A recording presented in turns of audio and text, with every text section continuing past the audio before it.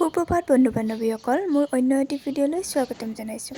ৰাতিপুৱা শুই উঠি দেৱগতা ফুৰিব যাব ওলাইছে, সেইকাৰণে দীপে অলপ ওলাই লৈ গ'ল আৰু তাৰ পৰা আহি চাহ বনালোঁ মোৰ কাৰণে আৰু দেৱগতাৰ কাৰণে নান গাখীৰ দিলোঁ আৰু মোৰ লাল চাহ বনালোঁ।